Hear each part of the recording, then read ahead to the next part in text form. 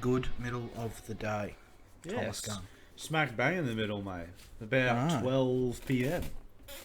What a time. It's warm too. Great time. I just got warm. packed from picking up a couple of 100 kilos of raw dog food. You're putting a shift in, mate. Working hard. Oh, working 9 to 5. What a way to make a living. But I don't do that. I work 9 till 1 a.m. Yes. You and me both. Two Pops. full-time jobs, Schroeder. And then wake up and have fuck all sleep. That's right. It's The boy just the was real way- sick last night, so I haven't had much sleep at all. Yeah, when we had a thought to do this podcast last night, and Mental. I think we made the correct decision not to do that because we Yeah, were both, well, I got... we both would have been fucked. Well, I've barely slept anyway because the boy was real sick. So I got home, sort of helped out a little bit, slept for maybe an hour and a half, then had him for a little bit because this morning, poor fella, he was real crook. He had the bloody sniffles and everything. Do you reckon he's got some of your sickness? Yes, mate. I think the whole house is sick. Yes, The entire household's got what I had. My cough is almost gone. I'm down to like 18 coughs a day. So, it's not a whole hour's worth this time. no, it was 18 coughs a minute. Now it's down to 18 a day. Well, speaking of the boy, my boy's first day in childcare today.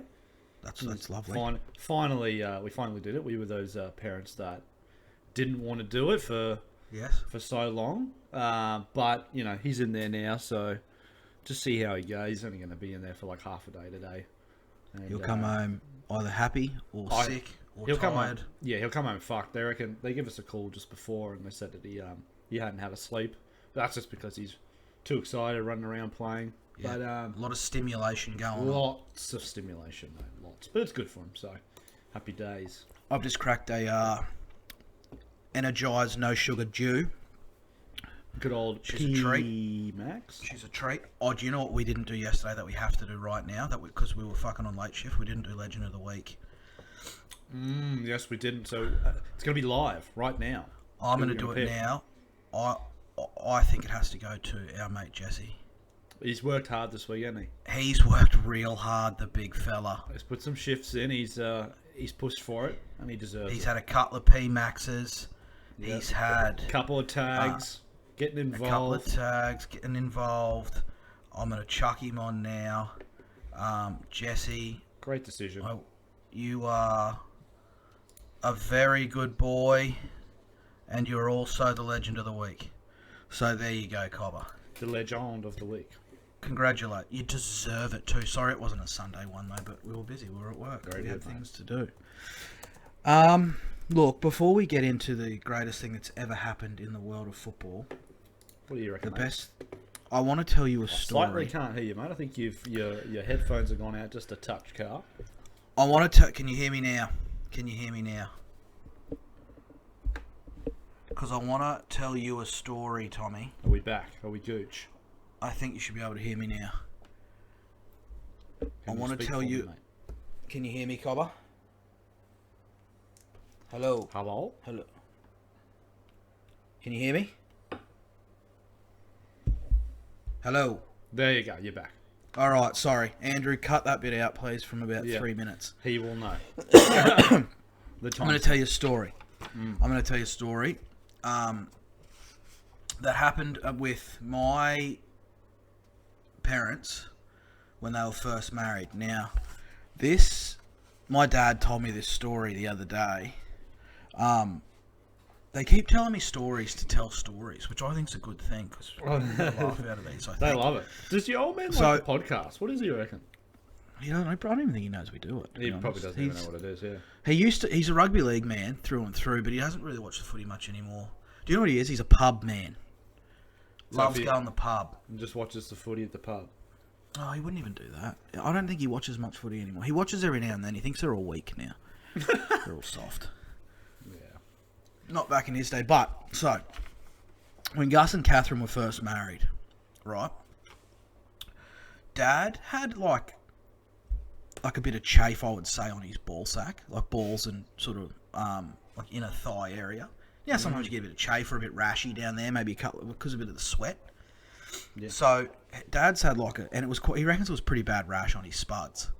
And he was talking to Catherine about it and blah blah blah blah blah. They didn't really know what to do. my parents, and I come from a family of hillbillies. You just got to know that. We're all all bogans. We're all hillbillies. There's nothing ritzy about the Schroders, I can tell you that. Ni the Wilsons. There's nothing ritzy about us people. We're lovely people, but dear God, we're not. We are hillbillies. So Mum went to work. This is when I think she was working at the fishing line factory. She used to work and they used to spool up fishing line and stuff. It was a pretty cool place.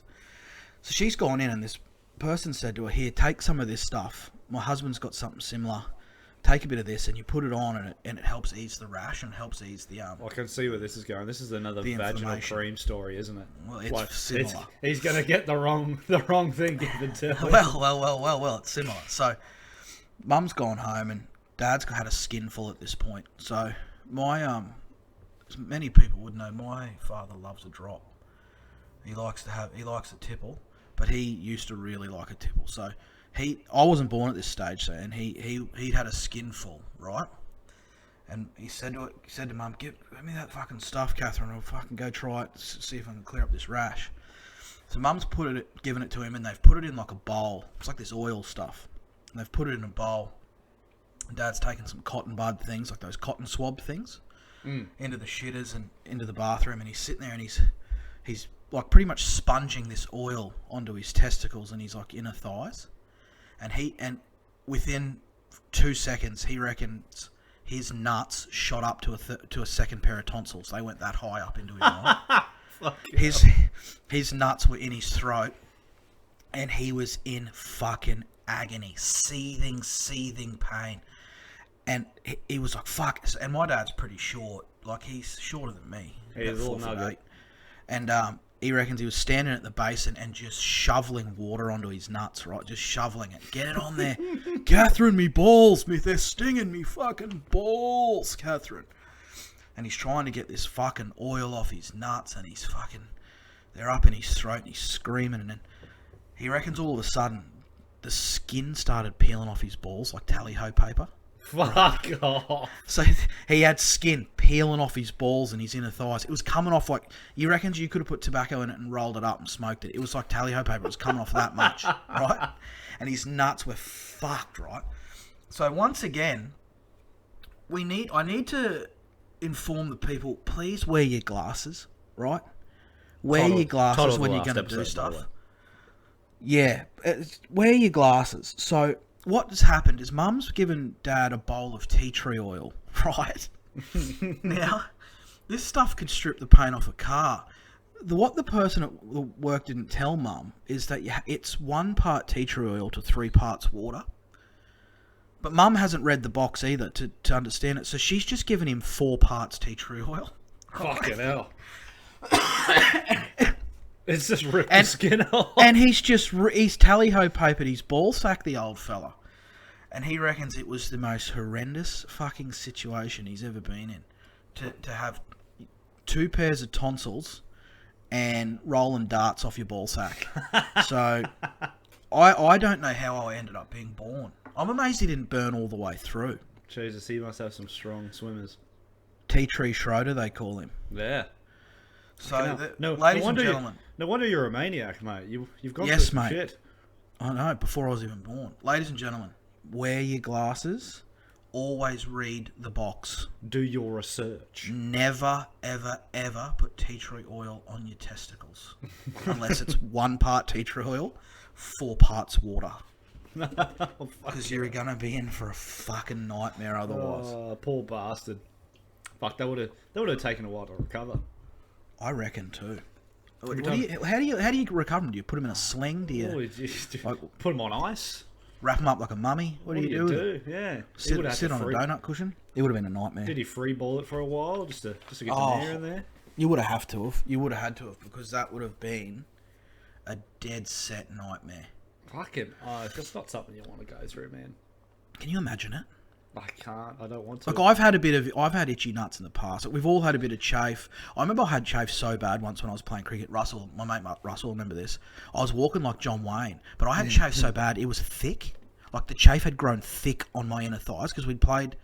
It was at country week and we'd played like cricket 5 days in a row, and like you know, like you get a bit of chub rub between your thighs, and it was just really starting to thicken up, and oh my God, it was awful. Awful pain. Had to get the fucking Bepanthen on that, don't you worry. Yes, mate. Did you ever nightmare. get the deep heat a little bit too close sometimes? Oh, yes. You know what I'm saying? Right up in that inner thigh, you get a little bit too Yes. close to the nutsack, and then it's like, Mate. oh! You felt it. That's probably the Mate. closest I've come to having something on my nuts that's really uncomfortable. I The used to deep like...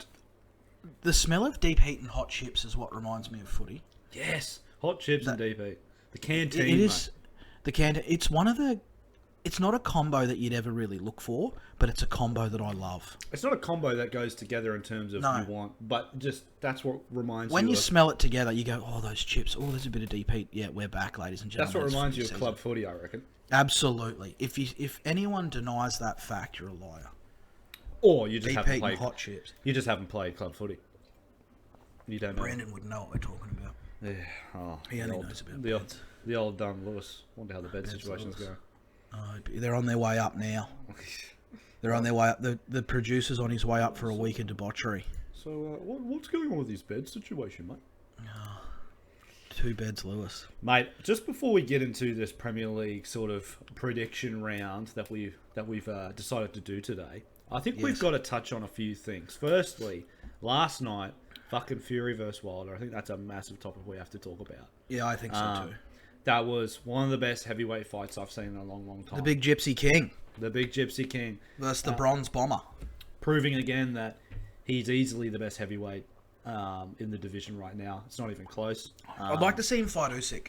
I think that'd be a really good fight, really good style combo.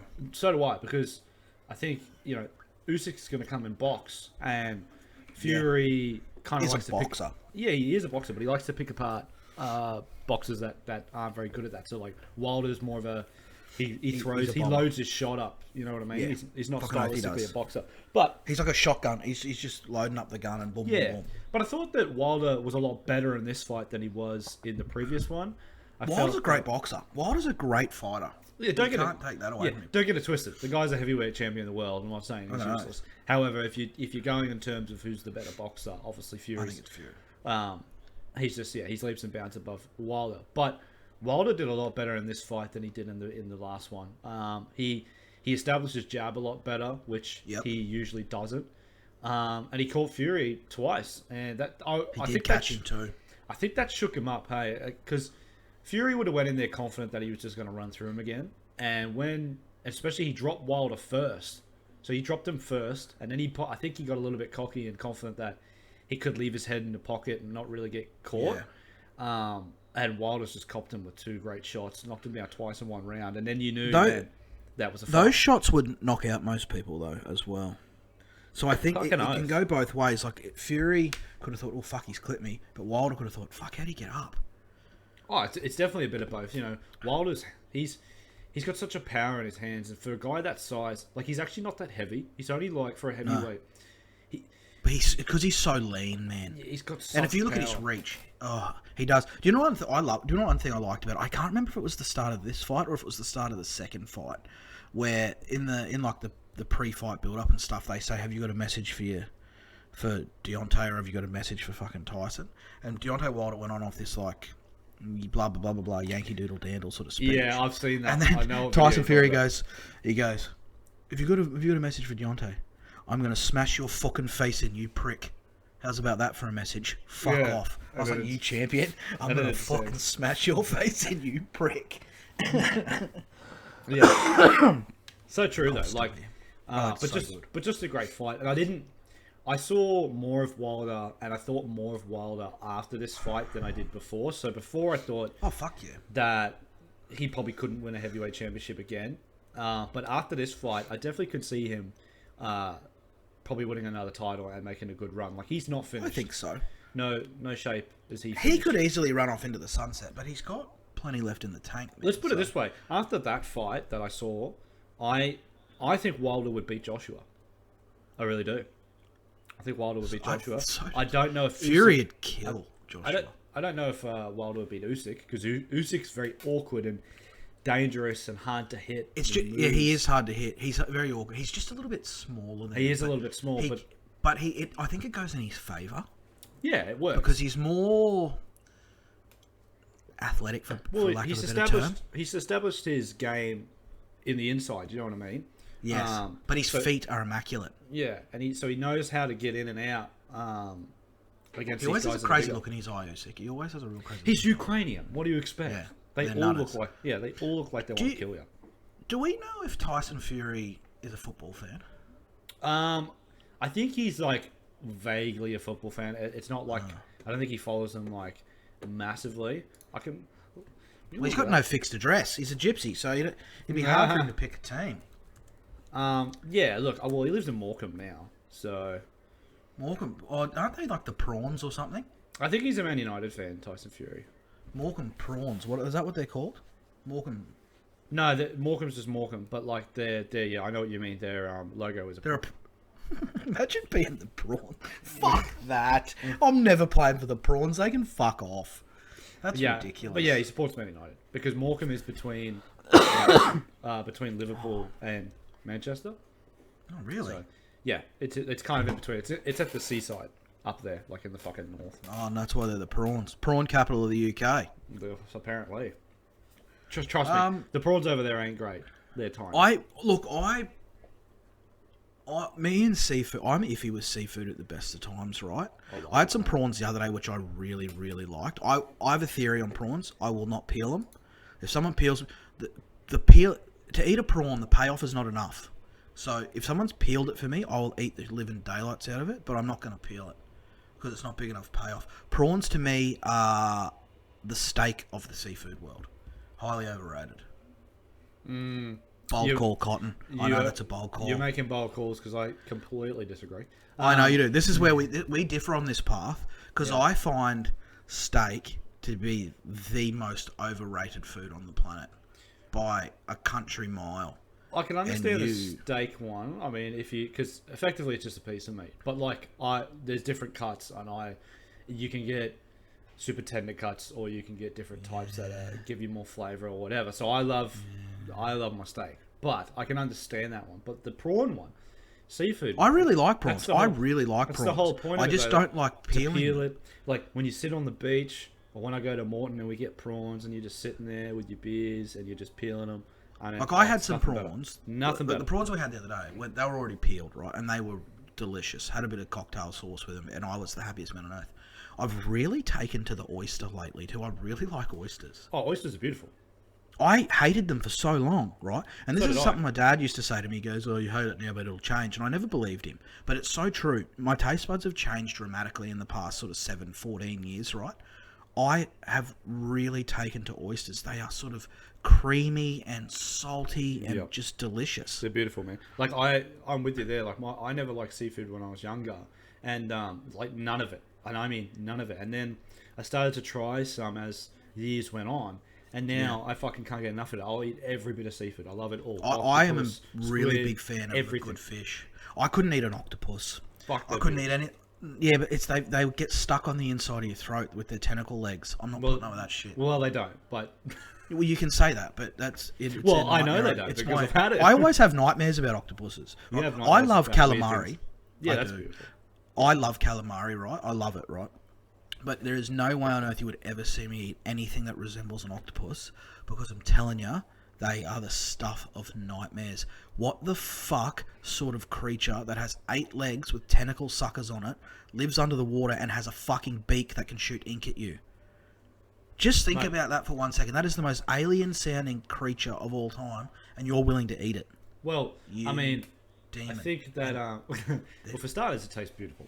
And secondly... No, it does not. They're smart, too. Yes, it does. They are smart. But, secondly, there's probably more fucking creatures down there deeper in the ocean that you have no idea about that are worse. I know. I saw some footage of this new this new giant squid they found the other day near the Antarctic. Yeah, right. It's this big fucking colourful thing, and I'm like, holy shit! No wonder people used to go fucking missing when they. I was watching this thing the other day of a sound that they got from like one of the deepest parts of the ocean. Obviously, they couldn't look at. Yeah. And the sound that it played back was like the most terrifying alien sound I've ever heard in my life. I know, it's awful. Have you heard these new things where they think whales are starting to mimic the sounds of humans? That's scary. Like and they like will almost talk like, it won't sound like a voice, but it'll like mimic a human sort of underwater, and it will make people go towards it, and they drown them and stuff. It's fucked up. I love like the beach. I adore the beach. I hate the ocean. Why do you hate the ocean, mate? Are you scared? Because I'm scared of it, man. You will never, ever in a million years see me on a cruise ship. Never. I mean, I wouldn't go on a cruise ship just for the fact I don't like it, but I love the ocean, man. You'll never see me on a boat ever again because I get really sick. I love the ocean until I go up to about neck deep, and then I will turn around and walk out. Because even at waist deep, I'm scared I'm going to get eaten by something. Nothing's going to get you at waist deep, man. How do you know, man? How the fuck do you know? A sea snake could come up. I could stand on a stonefish. I could get bitten by a squid. I could get bitten by a stingray. I could be bitten by a blue ring octopus. I could be bitten by a fucking cobra. Alone, man. Yeah, well, they didn't leave fucking the greatest fucking rest Yeah, in peace, the greatest Australian of all time alone, and they murdered him, and he's the greatest Australian who ever lived. Yeah, because he was being an idiot around it. That's why. No, he was swimming in the water, and it accidentally got him in the heart. Rip, Stevie, rip. There's stingrays all the time at Morton. You'll be sitting there, and you'll see one swimming past you. Oh, they flap. They leave you alone. They do. No, they don't. They only attack you when you're fucking around them. They're from hell. They are from hell. You know what else is from hell, mate? Switching over to what I think about when I think about this subject. The Saudi princes of Saudi Arabia that just bought Newcastle. No, they're not from hell. They are straight from paradise, these men. Allahu Akbar, Allahu Akbar. That's all I've got to say about this one. Allahu Akbar, take me to the snack bar. You'll be going to the snack bar for sure. I'm telling you, I've been reading today that all 19 other Premier League clubs are fucking furious. And I've read as well, there's one thing here that's really annoyed me that I've just read from Amnesty UK, right? So why does Amnesty UK have anything to do with football? But who cares, right? They're worried about human rights and blah, blah, blah, blah, blah, this and blah, blah, blah, blah, blah, that. Shut up.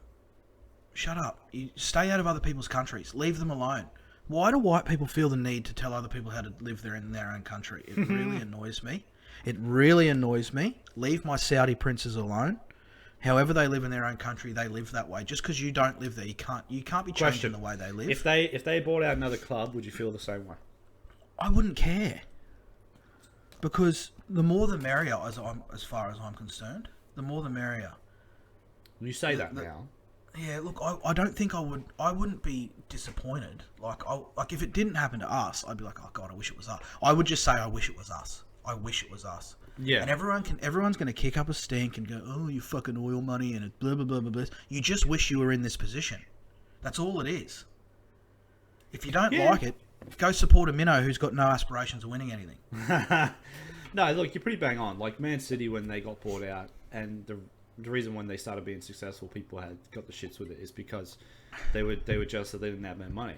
You are right, because ultimately, at the end of the day, when you're watching your team and your football club, you want two things: A, you want them to compete, and you want them to win trophies, and B, you want to see them having the best possible players in their squad. So when you see teams like City just being able to get that whenever they want, it's only natural to be just... Because what it is, I think why people get the shits with it is because, for example, this has happened so many times, where you'll have teams like Manchester City, and this is what happened when they first started out, and you'll have a player like... I'm just trying to think off the top of my head. Let's just say... Oh, no, because De Bruyne wasn't really that at that stage. Let's say fucking Aguero. Yeah, like Aguero. He was one of the best players in the world at the time, right? And at that time, Man City had never won a Premier League. And so he's highly touted, and he could have went anywhere, and he chooses to go to a club that has never won anything, basically for money, essentially. And good on him. Yes. He got paid for it, and he's won titles. And so people get the shits because then they're like, oh, well, you only got him because you paid him fucking astronomical amounts of money. But then it's like, well... So what? Money talks, I suppose. Yeah. But the thing is with Newcastle, and we'll touch on it a bit more and what we think is going to happen and whatnot. But that's not going to happen straight away because... No, it's going to take us at least 5 years, man. Yeah, if you go and spend £1 billion on a player, financial fair play will come in and fucking kill you because it's not sustainable. You have to be able to prove that you had that money over a certain amount of time, and then you can spend that money. Does that make sense? You can't just spend it straight up. Yeah, because you have to. It has to come through revenue through your club and all that sort of stuff, right? Yeah, Which and makes look- sense to me. and This look, isn't they- going to be a quick fix. No, and they could shift the numbers like into their favour, like Manchester City do, like put their own money in. I guarantee you that will happen. But that's irrelevant. If they've got the money to do it, they will do it. But Newcastle were in a better position, I feel, than what City were, because City don't have the fan base that what Newcastle have. So Newcastle's fan base is mental. yeah, Mental. Like, these people are... And every club has these rusted on people, right? But Newcastle's fans are rusted on who have been through some shit. absolutely. Right? Man. And I think they deserve this. Good on them. You see all the cunts out there with Saudi flags and everything? Do you know what this has done, right? You got to think about this.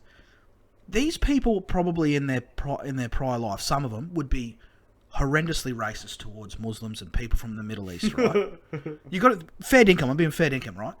The Saudis have come in and immediately they've gone, no, why am I racist? Fuck it, I'm not going to be racist anymore.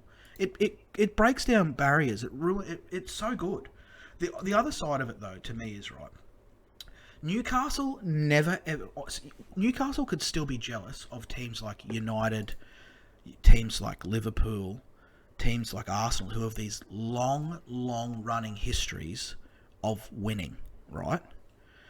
Then you've got the other flip side. You've got Chelsea and you've got Man City, who have been bought out, where that's where they've won. But they will never have the history of what Liverpool and Man United have got, or Real have got, you know what I mean? So people like, you can still be jealous of that, because yous are always going to be winners, regardless. But now we're just going to buy a win, and thank you. Haha, everyone can suck my dick if you don't like it. I think it's interesting though. Like, it's just, it really depends on how much they invest, because you see so many billionaire owners from other clubs. Yes. Like, for example, Everton's owner, he's richer than a lot of club owners, and he hasn't fucking invested hardly anything. So, well, this guy loves football. This fella yeah, and I'm sure is a football fanatic. and I think that they will invest, and I think that they will buy players, but you just got to make sure you do it right, because if you go, We need a manager first. We got to get a manager. If you can have hundreds and hundreds and hundreds of billions of pounds, but if you buy the wrong players and you don't have a system, it doesn't matter who you have, you're not going to win. So I like the fact that we're linked with Tarkowski at the moment, because he's a Premier League guy. He's a really good defender. He'll shore us up at the back. He's probably the start of this first wave of high... Now, this is a weird way to explain him. Top-end mediocre talent, if that makes sense. I know exactly what you mean. So what it is he's probably one of the better crops of players from outside of the top six. Yes, and that's what I'm saying. So he's top-end mediocre talent, which will then push us off where we are at the moment and into the middle of the pack where we need to be. Yep. Then for the future going forward, when we get the players like probably Icardi from PSG, Koulibaly might come over, we might get all these players that sort of want to eventually play high-level Champions League, and they're not sort of doing it at the moment, or their clubs are, but they're not playing anyway. They'll come. They're the ones who I think we're going to target first, which will then put us in the Champions League, which will then get us the big names like Haaland and shit like that. Yeah, it just depends. Hey, like, I think to start, you'll probably end up buying like the best players of, like you said, those clubs outside the top six. So that's right. The top end mediocre talent. For example, I wouldn't be surprised if, like, you know, you go up to Leicester or something and try and pitch some players out of there, or you go... Yep. Go to West Ham, try and get Declan Rice or something like that. Yeah, I mean, sure. Well, again, it's hard though, isn't it? Because at this current time, for Declan Rice, he's probably going to want to go to a club that is in the Champions League. I think he'd go to United, probably by the look of it. I genuinely think he'd go to Chelsea. I think that's the only club he's going to go to. Yeah, well, him and Mason Mount are very close, aren't they? Yeah, I think he'd go to Chelsea. But, you know, and I only realised the other day... Because Jorginho wants to go back to Italy, doesn't he? Yeah, well, people that are European players, they always want to move. They stay 5 minutes and they get sick. Yeah. But you know what I realised the other day? Hunters that is 41 on the back of his jersey. Oh, I love Hunters. Declan Rice is 41. I only just realised. Oh, that's why he does it. That's why he's got 41. Well, is he going to change it when Ricey leaves?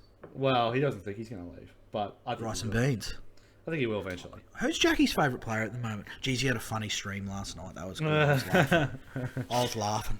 I know. Good, Jackie. He got you 1-0 a few times. I think his favourite player right now is probably Rice, but what about Mikhail? He loves Antonio. Yeah, he's loved Antonio for years. So maybe Antonio, But I don't really know. No, I'd have to ask. We'll ask them on pro clubs, but I think it's them. Yeah, too. we will. We'll play a bit of pretty sure it's pros one on the of those weekend, Jackie boys. So prepare yourself. things. No, we'll be available. We're going to be getting some Fucking balls oath. whipped in with old Jackal. The Jackal, Carlos Jackal. Condit, the Jackal. I might have to change my name. Well, see, Sheikh I told you. Al Bahim or I something told like that. you. And make myself a Saudi. You do it every time. No, I'm the Carlos Condit, the Jackal. There's I'm the Jackal. always something that happens every I'm week. the Jackal. It's because I've got ADD. We went through this last night. It's a nightmare being me. You can't handle it, can you? No, I see something new and I want it. Yeah, that's your brain going. The Jackal doth strike again. The Yeah, I don't know. I'm really excited though, to be honest, with this takeover. And I know people will say it's a blah blah blah this and it's money that and well, money talks, mate. If you didn't want stuff like this to happen, put a salary cap in place, a genuine salary cap. But Well, it's never going to work in the world of football because football is too big for salary caps. That's a pretty fair argument, and it's just as cold hard as that, to be honest. Like if people are unhappy with how things go, then you have to put a cap in. But I don't like the idea of a cap because it's terrible for It's terrible in the footballing world. Yeah, it's terrible for lots of reasons. And then what happens is you actually don't get teams that it's like more fair or whatever. You just get teams that are dodging cap anyway. So nothing really changes. But if you bring in a cap, you say you bring a salary cap in, it is pointless then to have a relegation system. Yeah. Which the relegation promotion system is the most exciting thing outside of winning the Prem in all leagues, I would say, around the world. If you have the ability to get promoted, that is unbelievably exciting, and it's heartbreaking to be relegated. And if you put a cap in, it removes it. Because where do you put the caps on for what levels? And it's stupid. Yeah, it is. So if there's no cap, then this can happen. But It'll be a good thing for the country. It'll bring a shitload of money into the UK. It'll bring a shit ton of money into fucking Newcastle, where they struggle at the moment anyway. It's a good thing in my eyes. What I like about, obviously, this world is that even though you can have teams that are worth billions of pounds, you can still get teams that on any given week can beat a team that's filthy rich. Look at your team. Look at your team, right? You don't spend much money. Your owners really don't release much, and you are just champions week in and week out. Well, that's why I always say week in, week out about the disrespect to us, because what Klopp has done and what he continues to do is absolutely out of this fucking world. That cunt gets peanuts, man. I know. Peanuts. And that's what I'm saying. And he's that's turned where that team into a team full of superstars, every single one of them. And people talk about, get...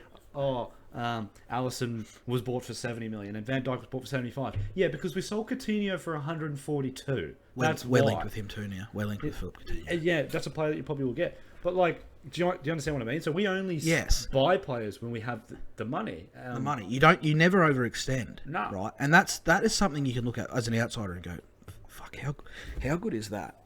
Oh, look, I like I'm it jealous sometimes, of it. But sometimes it frustrates me because obviously you want to go buy a player that you link with, or we need to make an addition to the squad, and they don't do it. Like, for example, this year... I agree with that. I think Klopp puts... When Klopp sees someone he wants, right? Let's just say Van Dijk, right? When Van Dijk was at Southampton, you wouldn't have called him the best centre-back in the world, would you? He was very good. But you could see the potential, but yeah. That's right. So Klopp will spot someone, and then instead of going and worrying about spending all this other money, he will put all of his time and effort into making the players he has better. Yep, 100%. And that's a very big deal. That's why players don't want to leave. That's why Mo will not leave. He wants to stay there. Because Mo got fucked around at Roma, he got fucked around at Chelsea, and then Klopp buys him and goes, you know what, I'm going to put some real time into you, mate. I think you can be a star. Look at him now. He's the best player in the world at the moment. Yeah, I mean, Klopp's track record at making players, turning average players into superstars is phenomenal. What he did it at Dortmund, he made Lewandowski who he is, he made Marco Reus who he was, he made... Aubameyang, didn't he? Yeah. Or was Aubameyang later? No, he bought Aubameyang. Mario Götze at the time, before he got his fucking medical injury thing that he got. He's made Matt Hummels, all these players that he bought, and then obviously at Liverpool, like, look at Wijnaldum. Wijnaldum was at Newcastle. Newcastle got relegated. He buys Wijnaldum. Wijnaldum turns into arguably one of our best midfielders. Now he's at PSG. Exactly. Buys Robertson, who was relegated from Hull. make arguably the best left back in the world. Your list goes on. I don't even think that's arguable. I think he is the best left back in the world. Now, granted, there's been some players that haven't worked out, like Karius. Like when we bought him, he didn't work out. But I think that situation in the Champions League. Look at your top 11, right? Look at your starting 11. Yeah, that's almost been the same for years. It has. And what Klopp does, he believes in his side, he believes in his players, and he doesn't go and buy players because he thinks that, we'll be a bit short, or I need to buy a player because this person could get injured. He believes so much in that team that he says to himself, I don't need to go buy anyone, unless it's absolutely necessary. And he doesn't believe right now that we need to obviously buy a midfielder. Like, he doesn't think that. I think we do. But what he does really well is he'll buy someone like Konate, where he goes, Matip's getting older, Virgil's getting older, we'll rotate him with this real young superstar and turn him into the next fucking Van Dijk. Oh, it's clever. It's so clever. Smart, man. And then, you can't predict the Harvey Elliott injury, but no. For an 18-year-old, he might look at the fucking thing he does with Harvey Elliott. Klopp is the best manager in the world. Honestly. It's that debate between Klopp and Pep, it's so tough for me because if you look at Pep's track record in terms of trophies over his 15 years of being a manager, it's phenomenal. He's pretty much won a trophy every single year. Spent a ton of money. Sometimes one, but that's the difference. He's had heaps of money where Klopp hasn't. So who's the better manager? I don't know. But then, like Jack was talking about the other night, sometimes those arguments are harsh because ultimately, even if you get that amount of money, you've still got to get the best out of those players. That's exactly right. Anything. And so sometimes the big money players are harder to deal with. Exactly. So if anything, sometimes it can be harder because the pressure's more. He's got everybody looking on him because he spent £1 billion or whatever. So I don't like the whole. No, I agree with you. Pep's only where he is. The way I look at it is, I look at it the same way I look at Ronaldo and Messi. Right? Is that I'm just lucky you get to see them both while I'm alive. Absolutely. We are watching the two best managers, I feel personally. The two best managers in the world are in the Premier League. Absolutely they are. And that's where the best manager should be. And I think that Tuchel's probably on his way to becoming one of them. Maybe not this year, but he's definitely got it in him. But yeah, I'd like to see the future progression of Nagelsmann.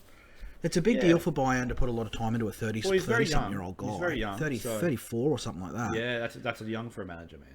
Very young. And to manage Bayern at 34. He came over from Salzburg? No, Leipzig. Leipzig, yeah. But he was originally at Hoffenheim. Hoffenheim, then Leipzig, and then... Yes. And then and then he come over.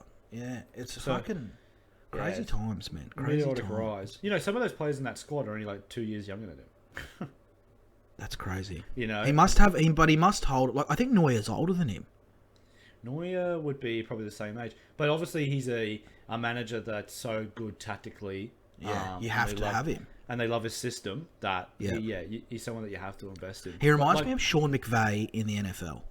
Really young, but a tactical genius. Yeah, some people just have that. Their knowledge of the sport. Like Brendan Rodgers, as much as I take the piss out of him, he was super young as a manager. He was under Jose Mourinho in Chelsea's youth setup, and then he goes to Swansea, I think in his 30s, and then he was manager at Liverpool just like early 40s.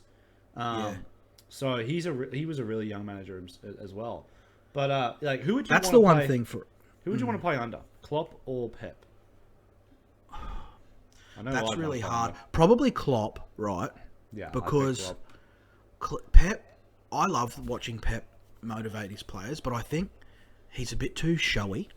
I think Klopp would be more contained, but he would get something out of you. He'd get this I think he'd be one of those managers who sort of he'll address the group, but then he'd pull you off to the side and go and he'd really give you a rev up. You know what I mean? His man motivation skills, I reckon, would be top tier. Like that game where we beat Barcelona 4-0 and we were 3-0 down in that. That's all just motivation. He said because the players have said it. He said in the dressing room before that this game, if it was anybody else, there's no way we would win this game. But because it's you guys, we've got a chance. He said that before, and they must have just thought, "Fuck, this cunt believes in us," and they believe in themselves, and then they go for it and they do it. That's the one thing that excites me and scares me so much about this takeover is who are we going to get to manage this crop. And who are we going to get the first fella to come in and sort of steer the ship? And I would love to get Mancini. I don't think we will. Conte's come out today and said he's not interested. Yeah, this is like I said. This is the tough thing. I don't think straight up you're going to get that top tier manager. I think you'll get a mid tier that's pretty good. You know who I reckon you're going to get? I thought about it yesterday and I forgot to tell you. I genuinely think this is going to happen. In my head, I can't see how this doesn't happen. He's like the number one pick, and he would take it knowing that he would have backing, and he would have some time. Is Frank Lampard? What about Stevie G? I don't think Gerald would go to Newcastle. Frank would be a really.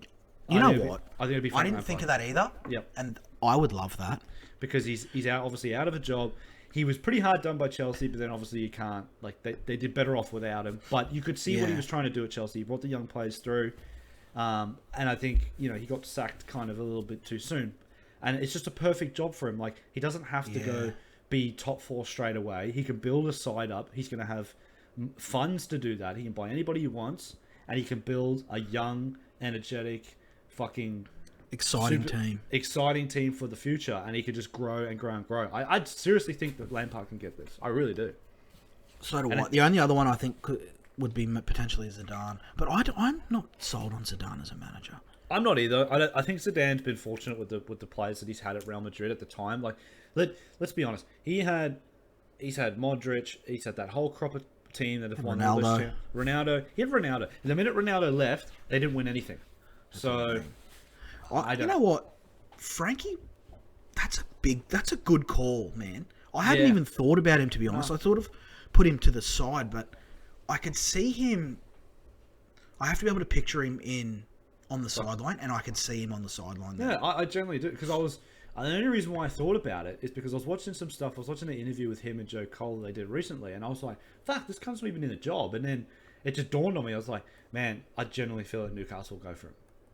He's fairly attacking too. He plays a fairly sort of exciting, fast-paced game. But you know what I mean? He's a big name. He's a huge name. He's a huge name. He's one of the biggest names in English football, really. Yeah. He's a huge name. He's going to be given the time. He'll be given the funds. You don't need the best from him straight away, because obviously he needs to grow himself, and because he's only had about 2 years in management himself, right? So it's almost like the perfect relationship. You give him the time. Yeah. Because it is. You say, okay, well, in 5 years we want to be pushing for the Champions League. Well, that's right, because the pressure's not going to be on until... No pressure. I don't think Newcastle will feel pressure to really push for a trophy, and a big trophy like an FA or the Prem, until year 5 or 6. And I don't think we'll win... I think I can see us winning a Premier League in 7 years.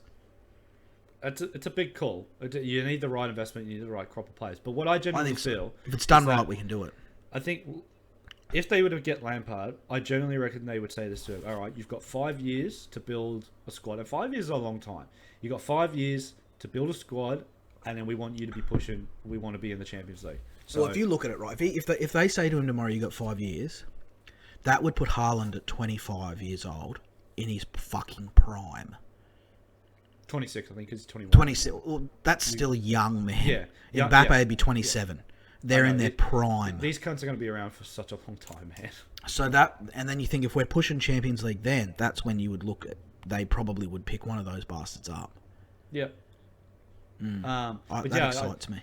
That's what it just dawned on me the other day, and I really think that's a pretty strong shout. Unless there's another manager out there that's got a bit of that's a European manager and they like the style or whatever. I don't know, but I think it's a good fit in terms of getting the fans on board and getting behind the manager, because the Newcastle fans will get right behind Lampard. If they were to keep Steve Bruce, it would be the stupidest thing they've ever done. They won't keep him. I know they won't. I feel sad for Steve Bruce, because it's not nice to see people lose their jobs, right? But he has to go. He'll get another job somewhere else. I guarantee. He'll go to the Championship. He'll get a job straight away. But he will not suit the style of play that the fans and the owners are going to want to have. Yeah. And ultimately, you got to think of it like this. Like you said, he hasn't done himself any favors. No, he has not. It's not like he's, biting down or kicking down the door saying, "Keep me," because look at the results I've got. Because we're coming 11th at the moment, and look at you know what I mean. We've got all you know what I mean. We're not. We're coming fucking 19th. Yeah. So something needs to be changed. I think we all said that. I predict January, but fuck, it depends how cutthroat these guys are. So now Now we're going to see, and we're really going to start to see what their ambition is. Because if they come out and they fucking sack this cunt straight up, then you know straight up, okay, these guys are they're fed in. They mean business. Yeah, they ain't holding back. But if they let him go and they drag it out and maybe they give him a year, then you start to say to yourself, okay, well, what do they really want from this team? But I think January too. I think it'll be. I reckon they might even say to Steve, look, go and do something now to get yourself into the position to January to get yourself another job, because if you keep fucking up, mate, you're out. Absolutely, mate. And it'll be this bullshit of playing 5 at the back, and it'll just, you can't do that anymore and be that shit. You know what I mean? It doesn't work. No, it doesn't work. Well, mate, I mean, we've got another round to talk about. Let's predict some games. A few tricky games in here. You know what I'm going to do? I'm going to do something because I haven't done this before, right? And because I keep making all these bold claims about predictions, right? I'm going to write our predictions down to see how we go for the next round. Yeah, because we're trying to. Sometimes we backtrack and we think that we've got something right, but sometimes we don't. You know what I mean? I'm sure we've had a couple of wins, right? But I'm going to write them down. You know, have a little leaderboard. I've got my fresh notebook that Keely got me for Father's Day.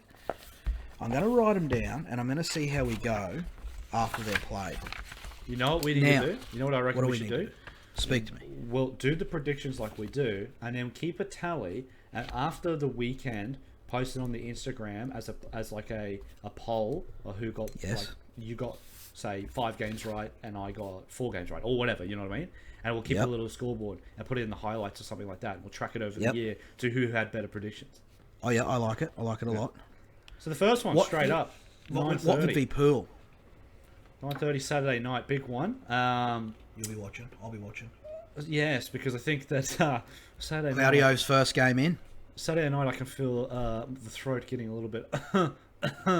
Yeah, well, it should. We got to play some pro clubs. You got to watch some games. Absolutely. Yes. These are the games, if there's ever a game, and you know my feelings on promoted sides and how they are in the first game of the season, right? But if there is ever a game that I do not want to play, it's a game that the first game of a new manager. I fucking hate. I hate and it. A good manager. And a good manager, and a good manager. Because they just get pumped up. It's a new, fresh set of ideas. And usually, most times, a new manager comes in that first game, they get a result. I don't think Watford are good enough to beat us, but you just never know, man. But I would presume having that week off, players coming back.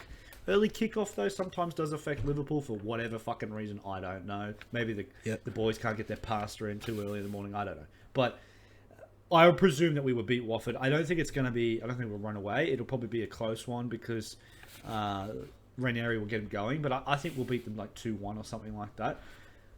That's a good call. Or maybe even 2-0. Like, I think maybe it'll be a hard-fought 2-0. Liverpool 2-0. I reckon that's a good shout. For some reason, I can see Mo having a bag again. He's really hot at the moment. He's hot. I don't think you give yourself enough credit, especially up front. I am going to chuck Liverpool in. Liverpool to win this one 3-0. I hope you're right, mate. We are hot. You are right. But I don't know. Whenever you're a fan, I think you can almost be a bit pessimistic about your team. I think it's natural. You always think the worst because you don't want to lose. So, but sometimes you are right. You got to open your eyes and step back and go, fuck, we are pretty good, eh? He's a fucking pretty hot. Yeah. Southampton versus the Wankers. Yeah. Do you know what? It's going to be so good for the rest of my life when we come up against those dead shit dogs and we're going to be the greatest team in the world. Fuck you, we're going to smash it. So suck shit. Southampton versus Leeds. You really don't like them now, eh? No, I really don't after what they were chanting, man. It really, really bothered me. You know what? You can chant stuff, fair enough, right? Chant those things whenever you want, but not when an 18-year-old kid's just snapped his ankle in half. That really bothered me because he's 18. What's he ever done to you, first of all? Like, he's never stood on your fucking balcony shouting, your mum's a cunt, your mum's an asshole. Yeah, he's an 18-year-old kid. Can't snap his ankle, for fuck's sake. And then the poor fella come out and said, and he apologised and no, it wasn't that old mate's fault. Don't give him a red card. It was an accident. Harvey Elliott's a champion. Leeds fans are cocksuckers. It's that simple. Chant things, good on yous. Chants are fantastic, but Why do it when he's injured so badly? Just, you're a piece of shit. Like, you see all these things around the world where fans get hurt, or not fans, like players get hurt and stuff like that, and you just sort of go, I hope he's alright, clap him off and we'll move on, right? But to chant shit like that at him, you can fuck, I hate him. He's a piece of shit. And as far as I'm concerned, Southampton's going to win this game 1-0. The Dogs. Yep. Yeah, well, I'll go with the Saints too. I think they're due a win. Leeds have been getting just a little bit better. Their form is trending up. But Southampton, I think, are due a win. They're at home. They're good enough to beat Leeds. And to be honest, I should always pick Southampton anyway because my bloody grandparents are from there. But there you go. Yes. What do you reckon? So, I'll go the Saints 2-1. But I'm not saying it convincingly because Southampton are struggling to score at the moment. But I'll go Southampton 2-1. I think they are due a win. And they didn't look too terrible against Chelsea, to be honest. I think they deserved the draw. They look pretty good. They Chelsea fucking oath they did. Kind of just ran away with it at the end, showed their class. But yeah, I'll go Southampton with the win. Norwich versus Brighton. This game, Brighton should win this game, right? They should win it. But I have this feeling it's going to be a draw. You got the gut feeling? Yeah, I have this feeling that Norwich might pull something out of the bag. Well, and come up with a 1-1. Have Brighton got to a stage now where maybe they've just hit a little bit of a wall, you know what I mean? Like maybe the gas is just starting to come off that blistering start and maybe they just hit a little wall. You could be right there. Although I think, Brighton have had 2 back-to-back draws, but I don't know. I think Brighton have got a little bit more class in them and I think they might be able to get a win, and Norwich do not give me any confidence. I think their confidence is so fucking low. It is. So you're Brighton? I'm going to say Brighton. It's pretty hard for me to go past Brighton. What do you think? I'll go Brighton 2-1. 2-1. Villa versus Wolves. This one, Wolves looked a lot better against Newcastle, but bloody blind Freddie and his blind mates would have looked pretty good against Newcastle. Villa at home, Leon Bailey. I don't know about this one. This one's tough. It's a hard one, but I'll make the first prediction for you while you're thinking about it. I'll go Villa because I think that Villa at home are a lot better than what they are away from home. And Wolves still at the moment are still just struggling to find their identity. They can't finish, can they? They're struggling to find their identity. That's all it is. And I think Villa are a bit more of a solid side. They got a little bit more of a system going. They lost Jack Grealish in the summer, but they are probably where you think they were going to be, even if they had Jack Grealish. Does that make sense? So they haven't really dropped off as much of a sense, and I think that they'll probably beat Wolves. So I'll go Villa with a 2-0. I can see this one as another draw. I'm being a weirdo, but I reckon this one will be a draw. I think it'll be a 1-1. I think it'll be like maybe like a Leon Bailey one and maybe a Jimenez, but I can't see either team running away with this one. I think it's just going to be a closey 1-1. Yeah, I could see it. This next game's got probably game of the round written all over it for me. Yeah, I think so too. Depending on how or what version of Leicester turns up, because if you get the version of Leicester that just are fucking useless like they have, like that game against Crystal Palace, they were dreadful and they were so lucky to get 2 How did they draw that game? And if that side turns up against Man United, Man United will beat them. Fucking oath. But if it's a Leicester that we know are capable of playing to their ability, I think this has got a 3-3 written all over it because both of these sides are attacking, and both of these sides aren't very good defensively. And I think there's going to be goals in this one. That's what I generally believe. Reckon I'm having a bold call. I think Leicester are going to win this one. And I reckon Jamie Vardy's going to get a doublé. Leicester will win this one 2-1. If Man United don't get a result, that means that's 3 games on the bounce with no win. And then let's put it this way. If Man United don't beat Leicester, I think that's when you've got to start having conversations. And I know that sounds crazy. It sounds crazy. But the expectation, this is the problem, right? And Cristiano is a massive sign. He will make you millions and millions and millions, hundreds of millions of dollars because of what he brings in terms of revenue, the people watching you, and the shirt sales. I get it. But what happens when you buy a player of that caliber? That fucking expectation of winning trophies and being competitive goes through the fucking roof.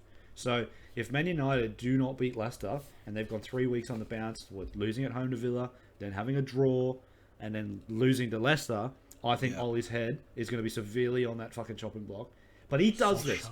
And over the last 3 years, he has done this time and time again. He'll go through like a 4-week stretch where you're like, fuck, this cunt's going to get the sack. And then he'll have like 5 or 6 weeks where he's getting results against Man City, Chelsea, and he somehow pulls... It's super weird. He comes out like fucking The Undertaker in a casket match. He fucking pulls... he pushes himself out of the... You know what I mean? Yeah, like, he's unbelievable. So it wouldn't surprise me if they lose, but he somehow turns it around. But he's got a cool name, Ole Gunnar Solskjaer. Gunnar. Great name. Gunnar. All those Norwegians have fantastic names. They do, don't they? John Arne Riise. Oh, John Arne Riise. Do you know Icelandic people have cool names too? What about when the fucking Mighty Ducks, when they play those cunts from Iceland? Yes. And they've got and all like that little Iceland. Do you know who Iceland? Oh, you know who I can't stand? Actually, we've just gone off topic. Do you know in the first Mighty Ducks? I hate the coach of the team that wears black. If it ain't worth winning, if you don't win big. He's a cockhead, that guy. I can't stand him. Yeah. I hate him. I like Banksy, though, when he comes over for the Ducks. He's a champ. Banksy's good. Second one's my favourite, though, because you get the Bash brothers. They're fucking dope. They're mad dudes, eh? Coach Bombay just annoys me. Yeah. Oh, Bombay. Gordon Bombay. Gordon Bombay. He's holding on to his youth because every single movie, it's the same punchline. It's like, oh, I'm done with hockey. I can't do hockey anymore. And then he comes back, coaches the Ducks. Anyway. Bombay. Hey, Gordon. Fuck off, Gordon Bombay. What about Mr. Ducksworth? Quack, quack, quack, quack, quack. Mr. Ducksworth. Okay. City versus Burnley. This one, I think we're both going to go the same way. Do you know? I'm going to go City 4-0. I'm going City 5-0 because I actually think the history, if you look at the history between this fixture, just this fixture alone, I think the last 3 times Burnley have played City at home, they've lost 5-0. So if you're a betting man and you're on the sports bet and you'll have a punt, bet 5-0 because it's a very likely outcome. I've gone 4 because I'm not as crazy as you are, but I've gone 4-0. Well, I don't bet, but I'm just saying if people want the tip, the inside scoop. The inside scoop. Scooper. Pooper. Do you know what we should start doing, right? Like, just for, throw a $5 in the fucking sports bet, and our bets just do like a 10 leg multi for a $5. See how we go. A big parlay, see how we go. Yeah. Oh, you'd be filthy if fucking, like, Arsenal or Palace or something like that let you down. You would, but it's fine. Arsenal let me down 1 year, and this is when I stopped. I did a multi years ago, and it was a 10 leg, or 9 leg, or whatever it was. And I remember it specifically. It was supposed to pay me out 10 grand. I'm sure everybody's got these stories that are listening. But this is why I always disliked Arsenal after this. Arsenal were the last team. I got all right, and I picked Arsenal to win, and then they fucking lost. And it was like a fixture at home that they should have won. And they ended up losing, and I was like, had to be. And I didn't cash out, and so I could have won 10 grand. But ever since then, I was like, yeah, you know what, this is pretty unlikely. So I stopped doing it. But for the potty, I would do it. Yeah, I think maybe just a $5 a fortnight. This next game. My boys, my mates, my little fellas. Brentford versus Chelsea. This has got excitement written all over it, mate. I think this is going to be a draw. I don't think it'll be a draw. I know you don't, but I do. I think Brentford are going to hold on for a few more weeks. 2-2. That's what I'm putting it down as. I'm going to go Chelsea 2-0, and the reason being is because I think Chelsea defensively are better than what Liverpool are. Now, I think Liverpool... It's hard to explain, Dirty Boys. They're good. It's hard to explain what I'm trying to get out here. But I think Liverpool have better individual defenders, right? But Chelsea have a better defensive system. So yes, as a unit, they're fucking unbelievable. So Liverpool, when they played Brentford isolated Alexander-Arnold at the back post, like, for 2 of their goals. They had about 3 blokes on it. If you actually watch the footage, Matip gets caught out, and there's 3 guys on Arnold, and he can't defend it. And that's because we aren't as good defensively as a unit as what Chelsea are, and I don't think Chelsea will get exposed like that. And so if Brentford can't catch them out like that, I'm unsure if they'll get goals against Chelsea, but I can see Chelsea scoring goals against them. So I think 2-0 Chelsea, and they'll stay top of the league. 2-0 or 3-0? I'll go 2-0. Okay, very good. Everton, the Toffees, versus the Bubble Blowers. Jackie's boys, Mr. Jacks. Tricky fixture, but I think that Everton, unfortunately, might just get West Ham, because I think West Ham... I think the same. They didn't have a good result against Brentford. Everton have come away from home with a good result against United, point away, back at home. They're looking pretty good attackingly at the moment. Everton and West Ham, I don't know. It's a tricky game. It's got draw written all over it, really. It does, but I think Everton as well. What do you reckon they're going to do? I'll go 2-2. Oh, so it's a draw? Yeah, I'll go 2-2. I changed my mind just as I was thinking about it. I think West Ham can get something out of Everton. I don't think Everton are that much better than West Ham. I'm going to have to change my handwriting style now because I I fucked your page up. You fucked me. It's all right. I reckon this is going to be my call. I think it's going to be a real exciting game. I'm going to say Everton 3-1, but they won't score the third goal till like the 89th minute. It'll be close as shit. There'll be fight back from West Ham, but I think Everton will score a goal in like the 90th minute to push it to 3-1. Okay, you're going for a little shocker. Bold claim cotton. The next one. You love a bold claim. The Toon, the Saudi boys, the greatest place on earth, Saudi Arabia. Allahu Akbar, take me to the snack bar. Newcastle United, who we are still dog shit at the moment. We've got to remember that. Versus the Golden Cocks, the Rooster Birds, the Kyle Howe's favourite team, with the wanker Harry Kane at the top. I truly think Newcastle are going to win this game. I knew you were going to say that. I think Newcastle are going to win it, and I think Callum Wilson's back. I think Maxi's had a week off to freshen up. Jamal Lascelles should be back this week, I'm pretty sure. Steve Bruce will do anything to save his job at this point. So, and Tottenham do nothing for me. I know they're a much better team than us. I know they are. They are truly a much better team than us for now. Thanks for the Thanks for the spot in the top 6, Tottenham. Enjoy the fucking bottom 13 or 14 teams. But I'm going to say Newcastle are going to win this game 2-1.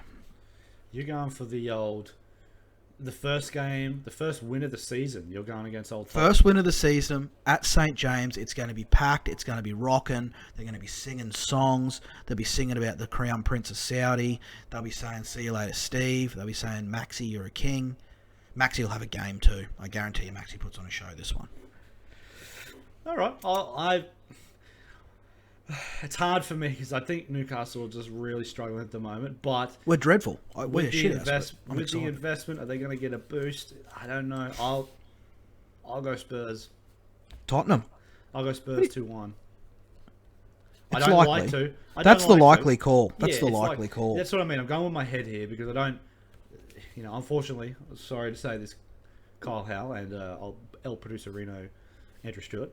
I'm not a great lover of Tottenham, so it's hard for me to say that. But you can love them when they're no longer a top 6 club. I think that they are good enough to beat Newcastle. Yeah. Are people going to start calling it the Big 7, or does one of them drop out? One of them will drop out. Is how it goes. It's going to be Tottenham. That's how it goes. Surely. Look, there's no way Arsenal are going to let Tottenham stay in there. Well, actually, no. It will be a Big 7, and you know why it'll be a Big 7? Because the money of those clubs, those other two clubs, don't change. It's monstrous. So Arsenal is still going to be loaded. Tottenham is still going to be loaded. Their positions on the table will change, but the reason why they're called the Big 6 is not because they finish. It's because of the money. So it'll be a big 7. It'll be a Big 7. Yeah. Jesse Hart's just responded to something on Instagram. Jeez, that's made me excited. It's the legend of the week. He's getting involved. He's definitely a favourite of mine. He's up there. I love the Unlike guy. old Monty Norton. Oh, Monty Norton. He needs a word. He needs a word with himself. He's picked sides. Sean's picked sides, and he's made his decision. You've made your bed, now lay in it. Poor Monts. You know what? You know who doesn't pick sides? Who? Jesse. And Jimmy P. Jimmy P's a floater. Jimmy P's a good bloke. I really like Jimmy P. He's a Liverpool man and he's a floater. Jesse hasn't picked a football team yet, but I reckon we can get in his ear to pick one. Yeah, he'll pick a team. He'll just pick a team and then Jesse's a sports lover like us. He's a real... Apart from being a real good fella, a real nice guy, he put up with a lot of my shit for the first month of him being there. He put up with a lot of my mood swings, but he's a sportsman like us. He loves his sports. I reckon we can talk him into loving football, and I hope he picks a big team. I hope he picks a good team. He's got a choice. He can pick anybody. He's allowed to pick anyone he wants because he's got free roam, free license. He doesn't know who he's going for, so he can pick someone if he likes their kit, he likes their logo, badge, whatever, their stadium, the fans. I'd almost cry if he picked Brentford. I'd cry of tears of joy. I'd cry if he picked Brighton. Imagine if he picked Leeds. I wouldn't talk to him again. Oh, nah. I wouldn't speak to him again. I'd say, look, there's one team that if you pick them and if you say it, you have to stay with them. But if you pick him, he was going to listen to this, so he won't pick Leeds. I dare you to go for Leeds, Jesse. But see, I've noticed a bit of he likes. So the two rugby teams he likes is obviously the Bronx because he lives in Brisbane. But then he likes the Bulldogs. So Broncos and Bulldogs. So maybe something with B. Brentford, mate. Maybe Brentford, maybe Brighton, maybe Burnley. You never know. Ooh. He's going to stick with his B theme. And look, if he goes for B and another blue team, he's going to go for Brighton. I'm telling you, it's Brighton. It's going to happen. Brighton's pretty good too. Brighton's not bad. Last game of the round, mate. Arsenal Holes versus the guys who live in the Crystal Palace. Patrick Vieira back at the Emirates, back against Arsenal for the first time. Club legend. Very interesting. I'm going Palace. So am I. I am too. I think he's going to put a show on. Sorry, Tomo. Me mate Tomo, the big Arsenal man. The one he wants to come on the potty too. I'll bring him on. He said if South won the grand final, which they didn't, but we'll bring him on anyway. Once we've got our little studio set up, we've got big plans, folks. I think once we've got the studio set up, we'll bring his in. We'll bring it. I think first guest has to be Jack. Yeah, I think even Jack will be on before the studio, to be honest. But, so do I. But yeah, once we get that up, we'll have some proper guests on and proper But no, that'd be good. I mean, we've kind of steered away from our monthly special at the moment. We haven't really attacked that. It'd be easier to do from the... But again, I think we'll attack that once that studio's done. We'll have our monthly about 3. I'm definitely getting my Shearer jersey framed. Maybe a 3-hour spin of a couple of guests. Sheezy will be framed and ready to go. Shez. So I'm going Palace this one. 1-0. Oh, just a shutout, mate. A bludger. This is going to be a bludger. An old-fashioned shutout. I'll go. Yeah. I think there's going to be a bit of goals. I'm going to go Palace 2-1. Deuce Uno. Yes, they've got something in them, old Palace. Not bad. Patrick Vieira's bloody cooking. Yeah. What's in him? Bloody in him, hanging out of him. I like it. I like it a lot. That's our predictions, mate. That's our prediction. So we'll see how we go. This will come out Friday, I assume. Yeah, for the listeners. Look, do you want me to read you one of these cards with the dogs on it with the nice quotes? Yeah, before we wrap it up, mate, just give me a quote before we go. Enlighten me. Life is not holding a good hand. Life is playing a poor hand well. And on that card, there's a Maltese dressed in like those Hawaiian lei things.